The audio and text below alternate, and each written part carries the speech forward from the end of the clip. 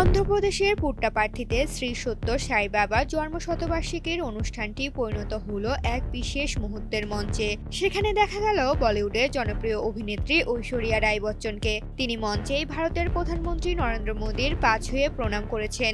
এই দৃশ্যটি একটি ভিডিওতে ধরা পড়তেই মুহূর্তের মধ্যে সেটি ভাইরাল হয়ে যায় অনলাইনে। এই বর্ণিল অনুষ্ঠানে প্রধানমন্ত্রী মোদী ছাড়াও উপস্থিত ছিলেন ক্রিকেট কিংবদন্তি সচিন টেন্ডুলকারও। আধ্যাত্মিক গাম্ভীর্য ও সাংস্কৃতিক আবহে মুখরিত ছিল পুরো আয়োজন। মঞ্চে দাঁড়িয়ে ঐশ্বরিয়া তার বক্তব্যে সত্য সাই বাবার বার্তা স্মরণ করিয়ে দেন। তিনি বলেন, একটাই জাতি, মানব জাতি, একটাই ধর্ম, ভালোবাসা। তিনি প্রধানমন্ত্রী মোদীকে আন্তরিক ধন্যবাদ জানিয়ে বলেন, আপনার উপস্থিতি এই আয়োজনকে আরো পবিত্র ও তাৎপর্যময় করে তুলেছে।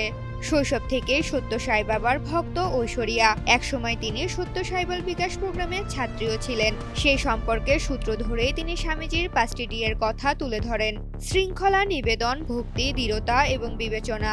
ভারতের প্রধানমন্ত্রী নরেন্দ্র মোদীকে প্রণামের এই বিশেষ মুহূর্তটি আলোচনার কেন্দ্রবিন্দুতে এনে দিয়েছে এই তারকাকে।